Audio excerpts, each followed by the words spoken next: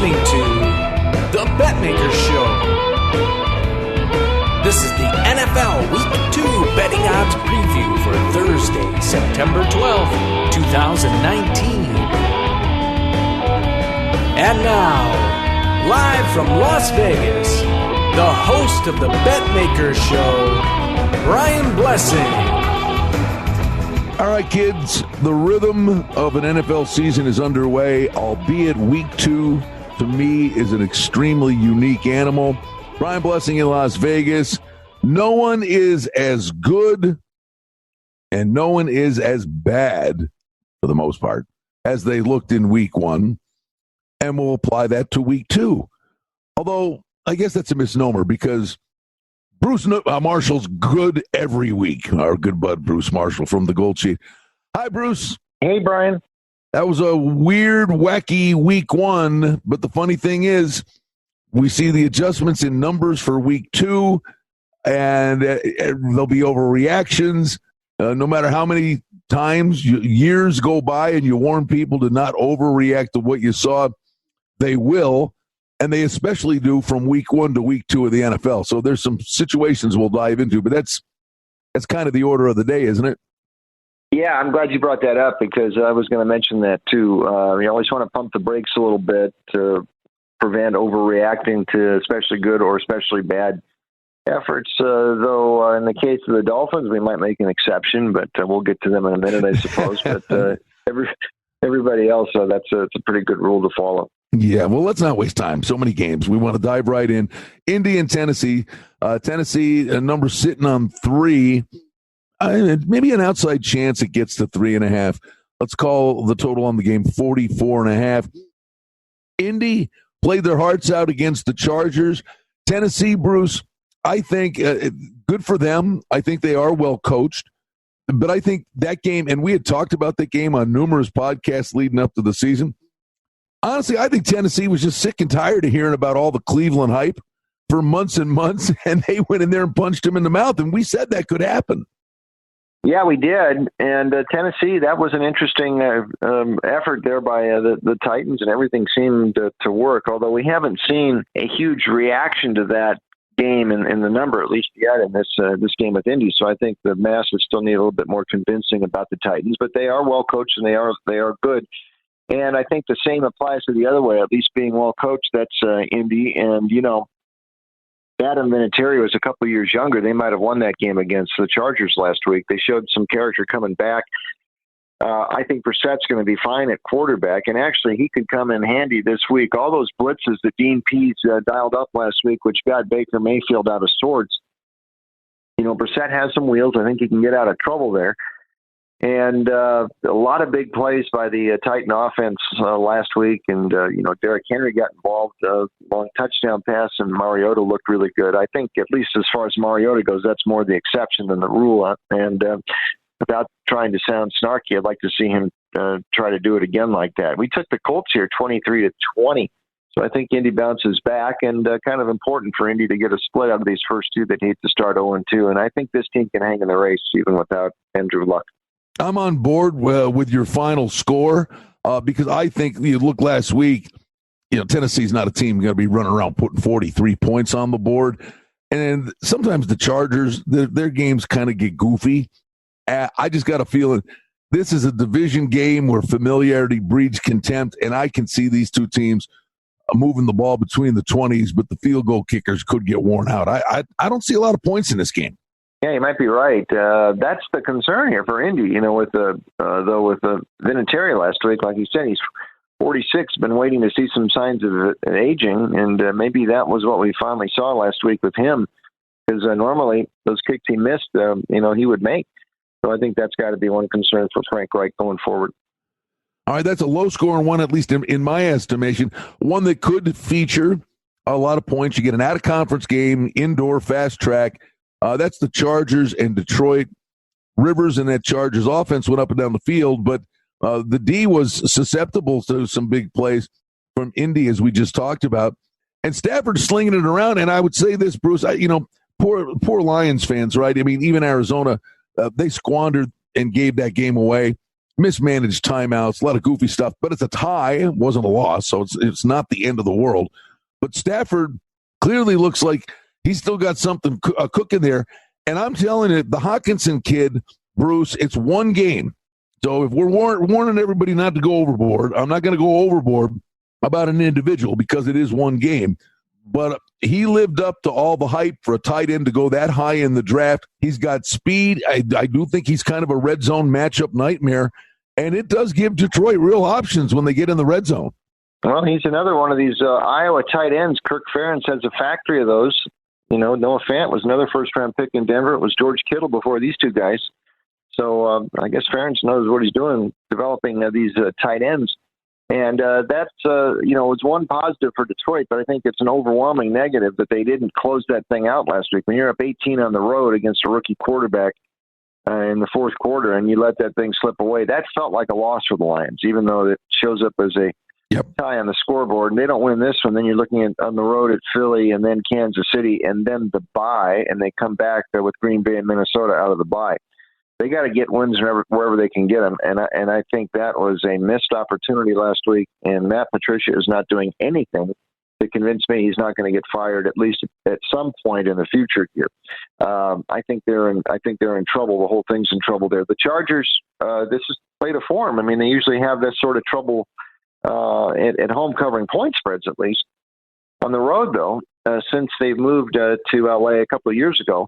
In the regular season, they've only lost 2 point spread decisions outside the city limits of LA as a true visitor. So I'm not counting that game against the Rams last year or the game in London. But every other game they cover, they seem to travel pretty well. I think Austin Eckler is a fine, or Jackson. They can live without Melvin Gordon. And Eckler reminded us all of that last week. 154 yards of offense, scored the winning TD in overtime. And I'm going to stick with that Charger road trend here. 27-14. I think the Charger defense will keep Stafford out of sorts. And by the way, he's 6-52 straight up against teams with winning records in his career. So isn't that amazing? Stafford against a good team, I'm not on board. I've never hoped to be wrong more in my life than this week. I said all summer long, I know in previous podcasts, I thought Buffalo was going to beat the Jets. And then I thought they would lose to the Giants in week 2. Anomaly, Buffalo goes right back to the Meadowlands, the same stadium. They're 1.5-point favorites, total 43.5 at the Giants. I'm optimistic to a degree that maybe that Buffalo could win this game for one reason, and that's they were asleep at the switch in the first half and found their groove offensively in the second half, albeit it was helped by Mosley's absence. But I think Buffalo actually gets a lot more out of rallying from 16-0 down and winning that game than walking in there and blowing the Jets out.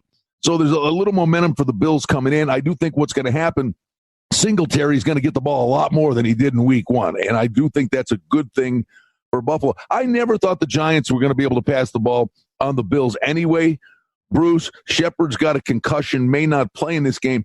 But this is simply going to be, they're going to line up and say, here comes Barkley. Stop him if you can. And he is capable of winning this game. Seriously, that kid all by himself. It is the Giants' home opener. Again, no one is as good or no one is as bad as they looked in week 1. So I can see the Giants showing up with a lot better effort. But, man, that secondary against the Cowboys was atrocious. John Brown could have a field day if Allen has time to throw. Yeah, and I think there's some reasons for Bills fans to be excited. Besides wearing those royal blue pants on the road, and that's their best uniform combo, so wear them again this week, Bills. They could have stayed all week at the Hilton across the street from the Meadowlands if they wanted, because they're playing in the same place, like you mentioned. But Singletary's emergence, first of all, anybody who had Frank Gore in their fantasy league, I cut him. Bad news. It's good news for Singletary people. He's going to be the feature guy pretty soon, and John Brown is going to stretch the field more, and we saw his ability to take it and go all the way in that winning touchdown pass. You're right, the Giants, Eli didn't play all that bad last week, but they've got to get Saquon Barkley some more touches. He only had 11 carries last week, still gained 120 yards. They're going to flip that around this week and give him more work, I assume. The key for the Giants here is going to be, you've got to, now I don't know that Josh Allen's going to be able to pick them apart the way Dak did last week, but they were getting no pressure on Dak whatsoever. You can't drop 8 guys in coverage if you can't cover that well. Rushing Allen, is a little risk in that because he can get out of the pocket with his wheels there. But I think that'll be the key to the Giants here. And, if you're just going to sit back and not rush the passer, you're going to get beat. So I think they would have learned that lesson last week. And Eli didn't really play all that bad. So I think they'll probably bounce back. If they don't, then Pat Shermer's got some real problems here. 22-17 Giants. That's our score forecast here, and we will see what happens on Sunday. All right, let's go to Arizona and Baltimore. Baltimore's 13.5, totals 46.5. Cross country, early game. Everything looks to a horrible spot for Arizona. Showed some fight and some grit. Got a tie in that first game. Murray had his moments. Fitzgerald, by the way, that really fell through the cracks in that Detroit game. How clutch was Fitzgerald at the end of that game for them on the last drive? Murray made a great throw. Fitzgerald made a great catch. Fitzgerald gets the touchdown. Good for him. Back for another year, and he comes through. Listen, I don't. Baltimore. I'll just throw this out, Bruce. And this is maybe the defining thing of Baltimore beat Buffalo 47-3. Buffalo went on to have the number 2 defense in the league, albeit Nathan Peterman was turning the ball over in that stupid game. But Baltimore the next week went and lost to Cincinnati. So for whatever reason, Harbaugh likes to win in the preseason. He likes to murder people in the opener. We know Miami's awful, but I'm just saying, buyer beware. It looks like a cupcake, right? But last year, they won a monster game in the first week and spit the bit in the second week. Yeah, they did. That game was in Cincy. I remember because we had the Ravens in that game and it didn't work. We've gotten a lot of squeezed all the juice out of the Baltimore Orange here thus far in August and then the first week. But I don't know how long. Now this is a number that's sort of reacting to that the score line last week. So I'd be a little buyer beware on the Ravens. So I'd still recommend them. I don't think it's going to be a feature play for us this week. A lot of reasons to be excited there. And beyond Lamar Jackson, who if he can go up top like he did last week, that might have been a function of the Dolphins being so pathetic though on the back end.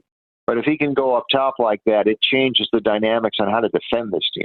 And it's a lot of teams toward the end of last year. We saw Cleveland in the last regular season game, the Chargers in the playoffs. They were sort of daring Jackson to throw and beat them. Well, if he can go top, and if Hollywood Brown, the rookie from Oklahoma, is a deep threat he looked in the first game, opponents are going to have some trouble with that sort of approach. Also, don't forget, I think they have upgraded with Mark Ingram, a real quality back in the backfield along with Jackson. All of a sudden, this offense has got it's a multi-pronged offense now, if that was not a mirage we saw at Miami last week. So the only caution here, I think, is that this is such a big number. The back door is going to be open, and Arizona is going to keep firing the whole game. And we saw that last week. Finally, it started to work in the fourth quarter for Kyler Murray. I think this defense is going to give him some problems. It's the first road game for him in the regular season. That doesn't shape up well, the early kickoff, like you say. So more reasons to like Baltimore. I just don't think it's a top pick like the Ravens were last week. 35-17 Ravens, our score forecast here at M&T Bank on Sunday. All right. And you get New England at Miami, and we could make a joke and say this should be a first half line, and that's New England 19.5. The total's 48. Biggest road favorite in NFL history. Miami, I mean, the bus was running before the opening kickoff last week. If one team is built to deal with distractions where, it's New England, things don't faze them, and they won't deal with the Antonio Brown nonsense. It's not going to be a bother. But it's a pro football game, Bruce, and I will say this. If the Dolphins have any pride at all and any shot at all this year, they show up. But it's an if. It is a big if. And everything about this thing looks really iffy for the Dolphins here. I didn't like the Flores hire. I mean, this team is tanking. They can say all they want. They're hoping that they get a top pick next year and they can bring Tua in there or maybe Herbert from Oregon. They can say whatever they want. That's what they're trying to do. But you're right. Pride factor. Listen, I remember that is not the worst beating. I remember in an opening week, we talked about the Bills last year, not quite as big a scoreline. I remember the Saints getting beat 62-7 by the Falcons back in '73 in the opening week, and before you knew it, the Saints were kind of competitive that year, and they got much tougher after that. So we'll see. But I don't hold out much hope for Miami. The only hope here, at least on the spread-wise, I think, is that for some reason the Patriots have played extremely poorly down here. This is one of the more fascinating stats in the NFL, technical stats. The Patriots have lost 5 of their last 6 games down here at Hard Rock, straight up, against a variety of nondescript Dolphin teams with a variety of quarterbacks from Tannehill and Jay Cutler and Matt Moore. I mean, it's been a lot of different guys have beaten them. So is Fitzpatrick going to do it? I don't think so. And maybe the fact that there is that should keep the Patriots on alert. I'm not sure how this Antonio Brown stuff is going to play out with him. I don't think, since he hasn't been there yet, I think they'll be able to deal with more distractions. But obviously, there's more to go in that storyline. 34-13 New England. We'd lay up to 3 touchdowns. This number might get that high. You never know by kickoff where it'll get. But beyond 3 touchdowns, though, I'd be a little reluctant to lay that big a price. There's one little thing, and that is it's a game in Miami. The visitors are on the sunny side of the field, heat and humidity, division game. Dolphins have played them tough in the past. This is probably the lowest handle game. I don't know that anybody goes anywhere near this. But anyway, just saying, it's a football game. Dallas and Washington, the number may be telling here, Bruce. Dallas opened up 7. This thing's down to 5 at Washington, 46.5. Okay, monster rivalry game. Redskins came out like rabbits out of the, it was like a dog track. Here comes Rusty. They sprung the latch and got a great start against the Eagles, then fell apart, but then showed some fight at the tail end of the game. But they can score. The kid McLaurin, they got a rookie wide receiver doing a little good work for them. And Dallas just shredded the Giants. And Dallas looked like a juggernaut. Again, you're not as good, you're not as bad. Washington, I will say this, Bruce. I got a couple of friends, shockingly. I have a couple of friends that are Cowboys fans. They think this game's a walk in the park. I'm like, you guys are crazy. It would not shock me in the least if Washington won this football game. Me neither. And a lot of people were saying the same thing about the Eagles last week, and I couldn't quite understand that they're going to roll. Washington's the worst team in the league. Listen, Case Keenum is not that bad, and he's more than serviceable at quarterback. And we'll get to Denver in a second, why I think they really jumped the gun too much moving him out. He's good, and you're right. McLaurin gives them some real big playability out wide. AP is going to probably be in there this week. Geis got hurt last week, so he's probably not going to play, or he's definitely out this week. So they're going to activate AP, and I think he'll get carries. Dallas, again, go back to that Giants game. I mean, if you just sit back there and just let Dak throw and don't pressure him, of course he's going to complete all these passes. Before you give your score, I want to hear the score. I will just say this. This looks like one of the more compelling things to me. I think this game is a track meet. I do too. I think it's. So I can't wait. I can't wait to hear your score. Oh, I think it's an over 30-27 Dallas. So it's over that 46 and a half. The real scary thing for the Redskins, though, is their secondary. There were enormous gaps back there that Wentz and Deshaun Jackson were able to exploit, and other Philly receivers. So that's got a concern. But Jay Gruden, listen, last year until his quarterback started getting hurt, he had covered 5 of 6 as a dog. And he covered that game last week. They got in there late, but they covered it. I think this goes down to the wire like most Dallas-Washington games do. And then Jacksonville and Houston, obviously the Foles injury. The irony is he makes a great throw. He gets hurt on a touchdown pass. And the Jags hung with the Chiefs, albeit they knocked Tyreek Hill out of that game early. That was a physical football game. And the one thing I would say, Houston's 9, totals 43.5, and give Houston full marks. Kind of a punch to the gut to lose on a 58-yard field goal at the buzzer. The one thing that I would say was disconcerting, there's nothing wrong with being fiery and having passion, and the Raiders in their heyday made stuff like this work. The one thing that really I saw, Bruce, is a red flag. Jacksonville remains an undisciplined, stupid football team. Yes, and that was the first thing that I mentioned in this write-up. I started off not much good news for Jags' lack of discipline, especially the ejection of linebacker Miles Jack versus KC looked a lot like last year and did not reflect well upon under fire head coach Doug Marrone. And you summed it up there as well. They've simply got to show more discipline. You can't have your best defenders going and getting thrown out of games like that. That just doesn't work. And the defense lost some pieces from last year, too. So I'm not sure they're as dominant as they thought they were 2 years ago, and they didn't end up being last year. I don't think Minshew, the rookie from Washington State, is going to be all that bad. His numbers are a bit deceiving. Kansas City was well ahead in that game playing loose, and he was throwing underneath and completing a lot of passes. I don't think he's going to be that bad, though. That's just my thought. I thought this kid was very underrated coming out of college, and the Jags might have made the best quarterback pick in the draft this last April.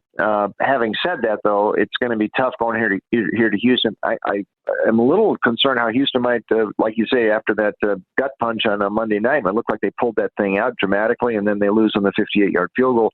Romeo Crennel's defense last year held Jacksonville to single digits in both games. Those were paybacks for the previous year when Jacksonville ran up the score on Houston a couple times when Watson was hurt. So I think there's some psychology dynamics going on here as well, but we're going to lean to Houston. We had it 27-13, but that's not one of my favorite games of the week. Let's make some money tonight. For outstanding information and special offerings and promotions, we invite you and encourage you to sign up for our newsletter today simply by going to the website at betmaker.com. This is one of my favorite games of the week, and the number's up to 4. Pittsburgh is laying 4 with Seattle coming a calling. And you look at the total on this contest, and we're sitting here with 46.5 as the consensus total. And I would just say this is a situational play, and I'm not going to form any opinion on Seattle after this game. But Pittsburgh had better blow these guys out. That number's up to 4. Seattle's okay, survived against Cincinnati. No disgrace for Pittsburgh, albeit I thought the effort was bizarre against the Patriots. But no one wants to go 0-2. You miss the playoffs, basically, if you go 0-2. And I think Pittsburgh takes them to the woodshed, Bruce. It's situationally long travel, early game for Seattle. Pittsburgh desperately needs urgency to win this game.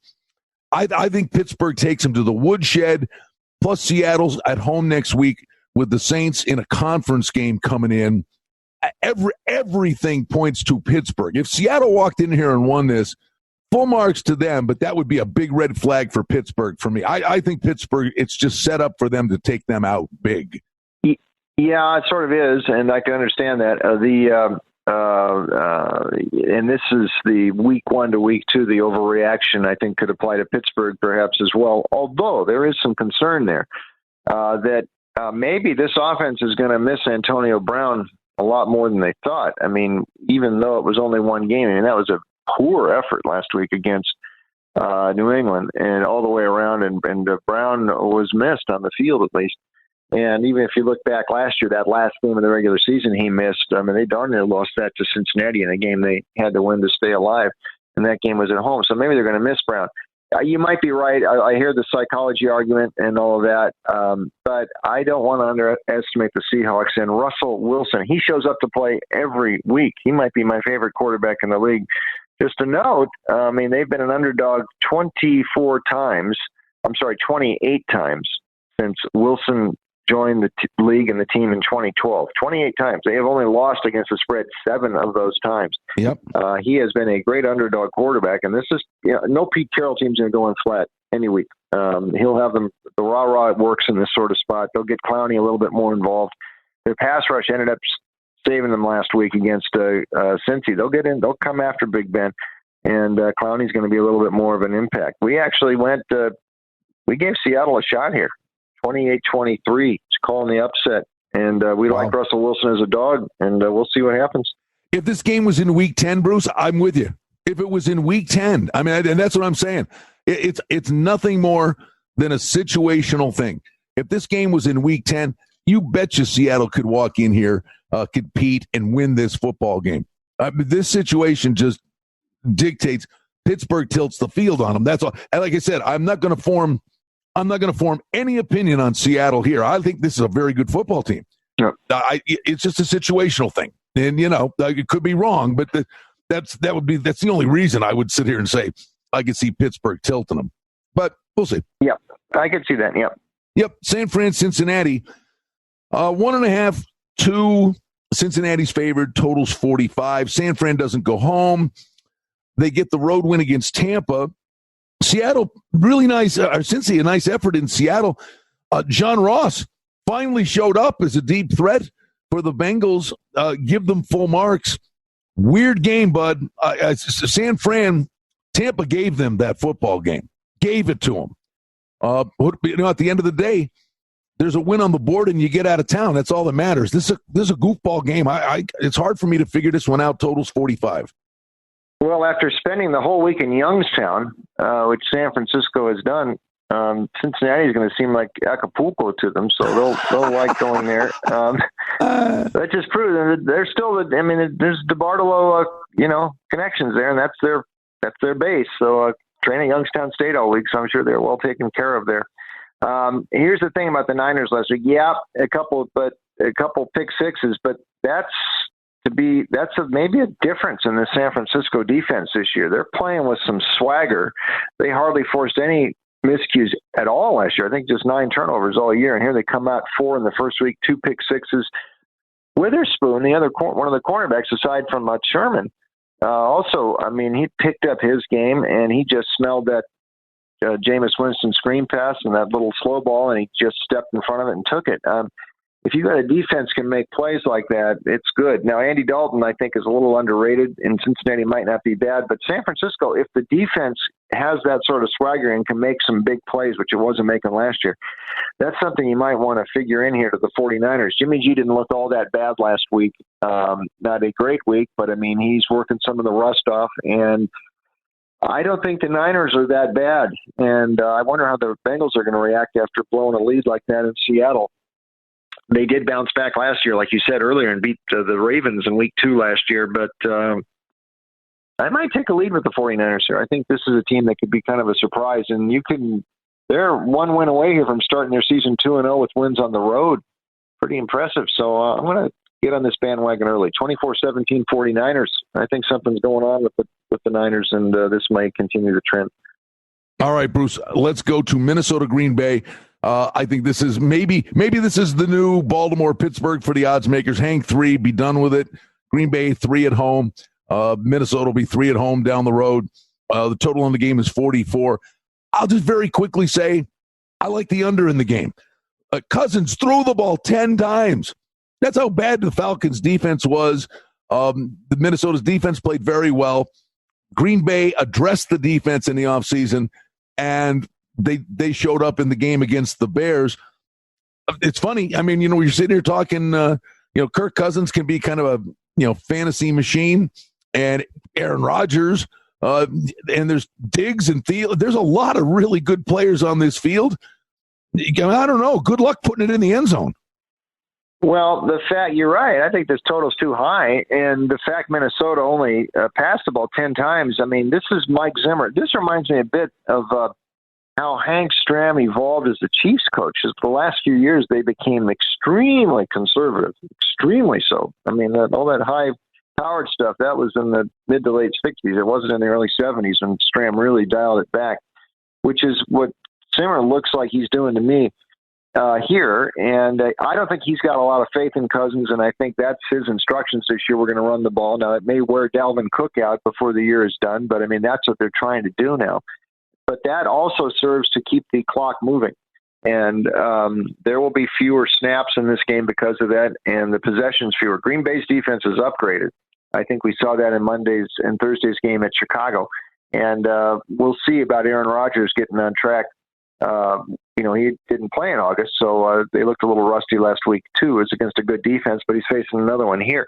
That's my first thought here. This total is still too high. I mean, it started like at 46, I think, on Sunday, and then it's bet down to 44.5 and some 44s. But that's still too high, and we're going to take Green Bay here and take a lead with the Pack. 23-14 Green Bay, but my top pick here is under in Lambeau.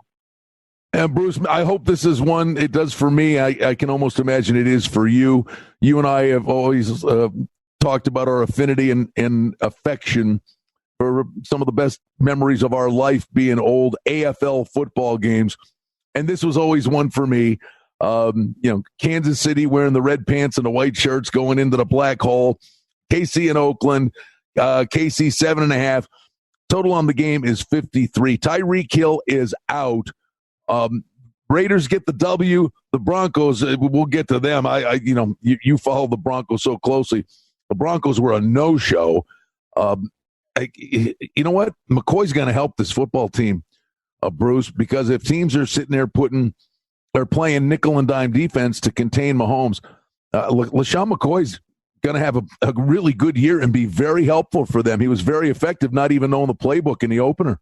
Yes, he was, and he's going to start getting most of the carries here, I think. So that's going to be a huge plus for Andy with this team. I'm also interested to see the Georgia rookie, Mecole Hardman. I think he's going to be plugged in there to Tyreek Hill's spot, and fantasy owners who got him, including me, maybe we'll have a chance to reap that benefit. We'll see this week. I'm not yet buying on the Raiders, although the defense does look like it's better, and Gruden is pretty shrewd, who's, calling a game like that, and they looked good enough against the Broncos in the opening week. But a lot of that, I think, is just Denver just doesn't have that much sizzle.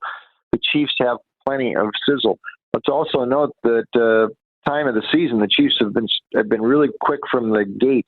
Now, in the first 5 games of the last 2 seasons, plus last week, so we're talking about an 11-game sample. They are 11-0 against the number. Early season, Andy Reid's teams usually start well. They started well last week.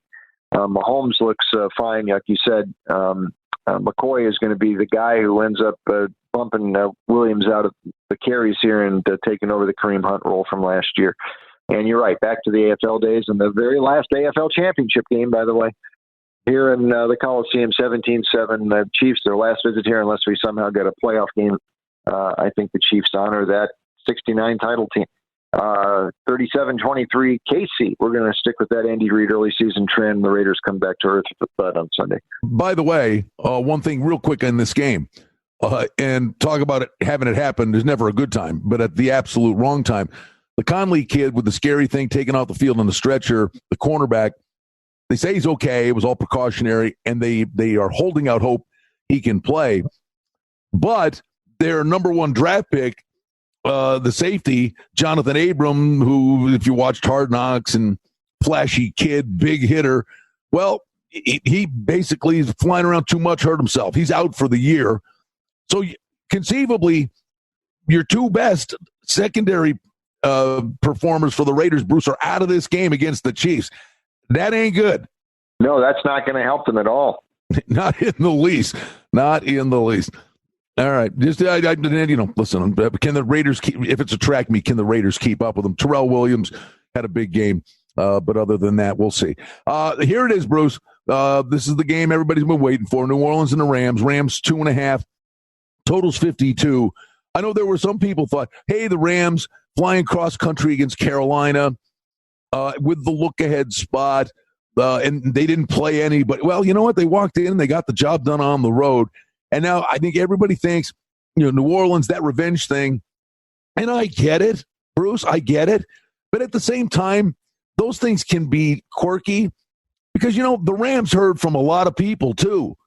They get sick of hearing that they didn't deserve to be in the Super Bowl. That can go both ways.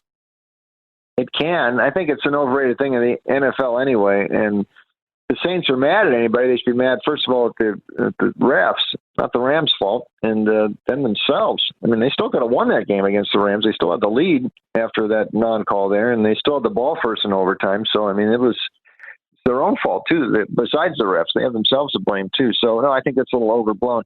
But the Saints do have a pretty good record as a dog. Now, this number is reduced a little bit here, but they are 28-1, so it's 20 wins, 8 losses, 1 tie as a dog since 2014. So that's a pretty good underdog pedigree for Drew Brees and Peyton. The Saints compared to last year, the guys doing the shows down in Baton Rouge, they're a little concerned. And I said, this time last year, you guys were in full panic while they lost that game when Fitzgerald let them up for Tampa Bay. And the Saints started slow last year, and they got it together. If I'm a Rams fan, though, I'm starting to get a little bit worried about Goff. And he was completely out of sorts in the Super Bowl. I don't think he looked that good last week against Carolina. He was missing guys by wide margins.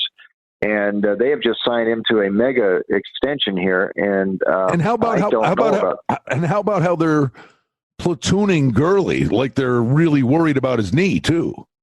Yeah, and Malcolm Brown's good. This may hurt Gurley's fantasy owners if they're putting Brown in down by the goal line. Well, Gurley, we know, likes to shy away from going in the end zone sometimes, so maybe that's something. But I don't know. I think the Rams are going to back up a little bit this year, and I wouldn't be surprised if the Saints come in here and win against the Rams, the teams they played in their very first game ever, in not only preseason in 1967, but the regular season as well. That game, John Gilliam returned the kickoff on opening play. 31-28, New Orleans are going to call the slight upset here, although they're not giving you a lot of cushion here with this number, but I think the Saints can come into the Coliseum and win. All right, I'll sit back and let you moan a little bit on this one. Chicago and Denver. This is swung around. Chicago's up to 2.5. It's going to get to 3, Bruce. I really do believe this. The total on the game is 40. Chicago's offense struggled in the opener against the Packers. That was an NFC North backyard brawl. But Denver, the concerning thing, not that it's something we didn't know on the way in, but Flacco was really a pylon against the Raiders and was extremely ineffective. The other thing, I think, both defenses, I think, are very good. I'm leery a little bit, but boy, if you want a determining factor for me, Bruce, it's Chicago had extra time to prepare for the game too, and neither one of these teams. It's an 0-2 thing. You can't afford to go 0-2. I gotta go with the visitors. Can the Broncos turn things around?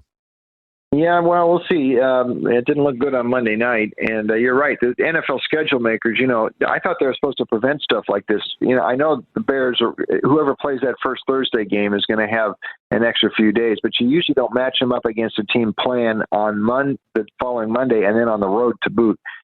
This is, I don't know, the NFL's asleep at the switch with this, whatever.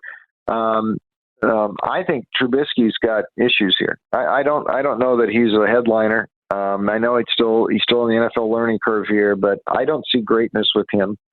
And I see a quarterback with some limitations, and the Bears are going to hang their hat on this guy. I don't think he's as good as Matthew Stafford, and the Lions haven't won anything with him now. He's got a better team around him in Chicago, but I could see the Bears backing up some this year. That was disappointing, to say the least, on Thursday.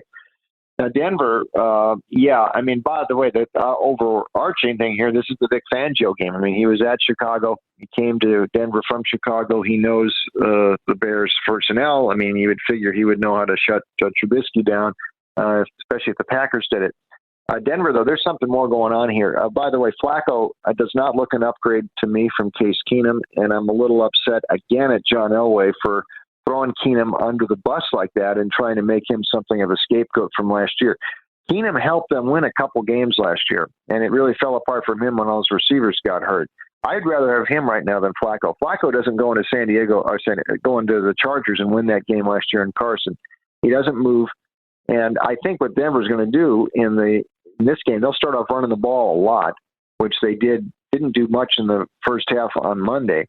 And that will slow this game down. There are totals here to watch here, and it's all under both ways. 10 straight unders for Denver dating to last year, 8 straight unders for the Bears dating to last year, 2 pretty good defenses, maybe 2 exceptional defenses, and some offenses that have some trouble. Bigger concern in Denver, though, I think, is this whole year, this is really it. They've built this thing. They're trying to win now. If they don't win with Flacco this year, does Elway go out and get another quarterback? What's he do with Fangio? What happens to this whole organization? It has changed in the last few years. The culture has changed there. They used to expect to win. The brand was damaged by the Vance Joseph years. They don't pull out of this lurch this franchise is going the way of the Redskins and the Dolphins, and I don't know that it changes because they got this ownership thing going on there, waiting for Pat Boland's daughter to get enough experience to run the whole thing. Sell the blasted team to Philip Anschutz, and that's what Bronco fans want. But they're going the way of the Dolphins and the Redskins. But I think they can win this game. Denver 19-13. The call here is under. I don't think the Bears are that good. I think they're getting back to the playoffs this year. But under's the call here in Denver. I agree with you. That was funny. As I said, I don't know where the points come from. All right, Bruce, you don't get to say this very often in the NFL, although I think this game is the definition of what we've seen the last 2 years. Atlanta hosting Philadelphia.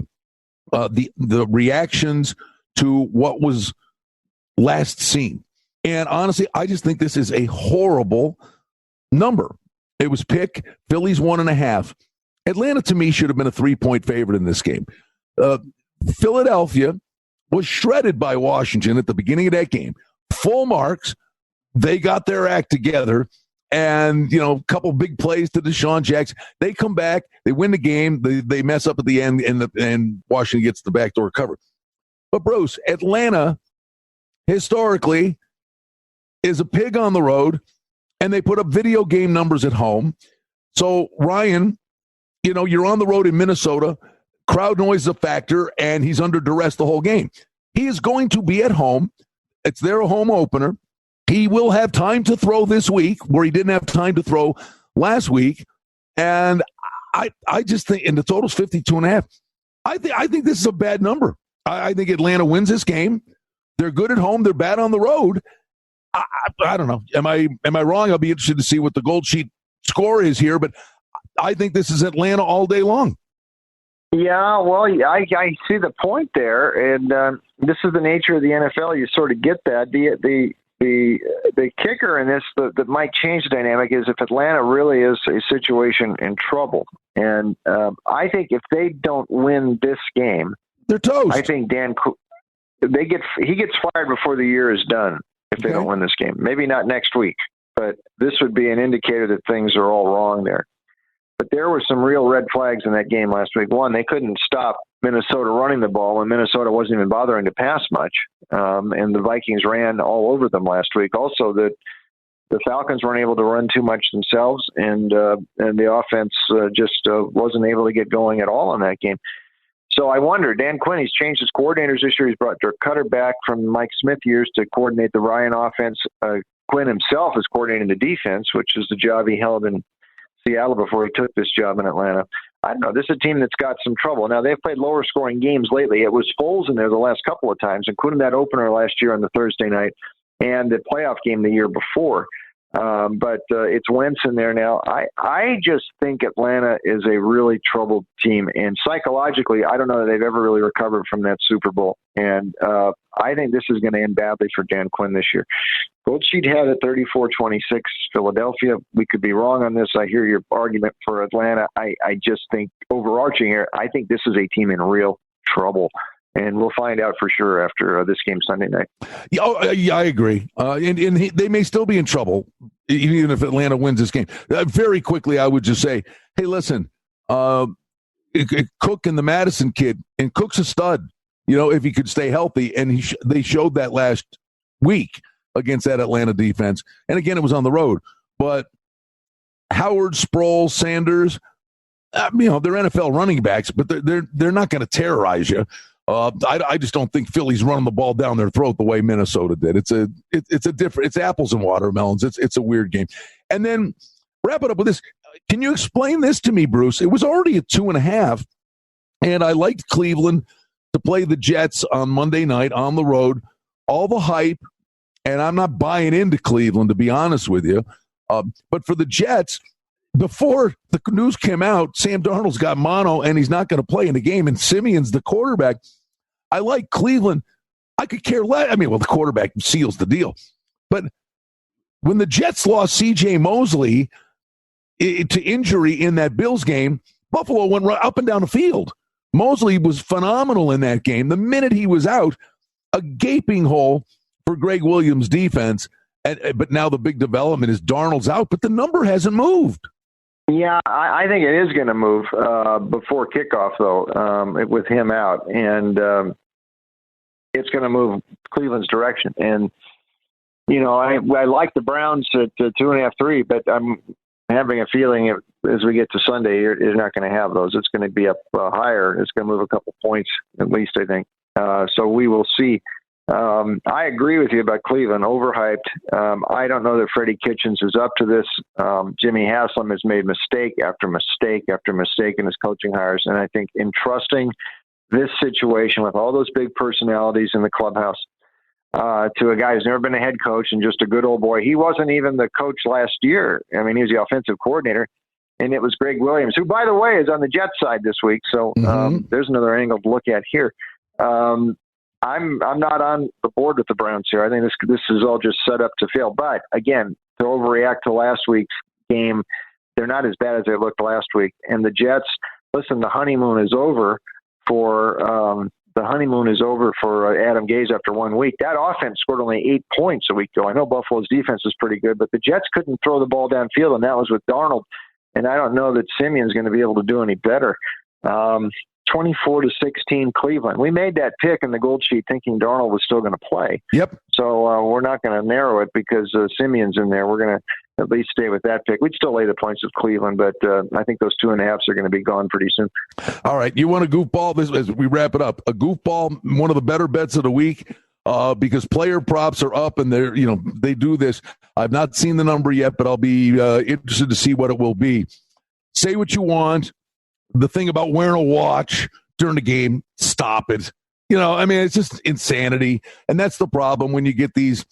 That's how star wide receivers are. They're a distraction and they want the spotlight on them. But I will say this, in this instance, Beckham going back to New York, Bruce. Yes. This kid's going to go bananas. He'll want to see he'll want to be on the cover of the New York Post.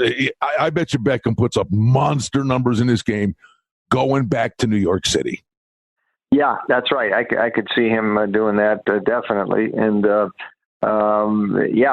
he'll love that stage. And if Baker can get on the ball, he could have a big night. One last thought on Cleveland. I thought back to Kitchens. This is a situation. This team needed a guy like Bruce Arians. They needed a saltier, veteran coach who could kind of deal with these big personalities. I'm not sure Kitchens can do it, and Beckham's an example. But this week, the exception. I think Beckham plays well and Cleveland wins. He's the very best. Bruce Marshall from the Gold Sheet. There you have it, your preview, week 2 of the NFL. Let's make some money tonight. Well, that's the Betmaker Show for now. We publish multiple times each week. We'd like to thank you for listening, and if you liked what you heard, please take a moment to leave a rating and review, or subscribe to our show feed, or share our show with a friend or two and help us grow the show. We very much appreciate it. Visit us on the web at betmaker.com. And reminder to sign up for the newsletter. Thanks to our engineer, Darren Vandermolen, and producer, Mike Gallivan. The Betmaker Show is a production of Cardinal Marketing Incorporated. Betmaker is a registered trademark. Any rebroadcast, reproduction, or other use of this content without the express written consent of Cardinal Marketing Incorporated is strictly prohibited. The handicapping and sports odds information contained on this podcast is for entertainment purposes only. Please confirm the wagering regulations in your jurisdiction, as they vary from state to state, province to province, and country to country. Using this information to contravene any law or statute is prohibited. The podcast is not associated with, nor is it endorsed by any professional or collegiate league, association, or team. This podcast does not target and is not intended for an audience under the age of 18. If you think that you have a gambling addiction, stop this podcast now and please seek help. Gambling and betting on sports is a form of entertainment and should be about having a good time. But when done excessively, it may negatively affect other areas of a person's life, such as their physical and mental health, school or work performance, finances, and or interpersonal relationships. At Betmaker.com and the Betmaker Show, we're concerned about the addiction that gambling may cause, and for this reason, we encourage everyone to practice responsible gambling. An approach to gambling that helps you ensure that it remains an enjoyable activity. Here are the main principles of responsible gambling. Don't think of gambling as a way to make money. Always gamble with money that you can afford to lose. Set limits and stick to them. Never chase losses. Don't gamble when you're depressed or upset, and create a healthy balance. Always be aware of how much time you spend gambling or thinking about gambling. And do not allow gambling to cause you to miss out on time with family and friends or time spent on other activities you enjoy. By following these guidelines, gambling can be a good time and great entertainment. If you feel at any time that your gambling is taking away from important areas of your life, is causing you stress or depression, or is leading to financial losses that are beyond your control, please reach out for help. Learn more at responsiblegambling.org.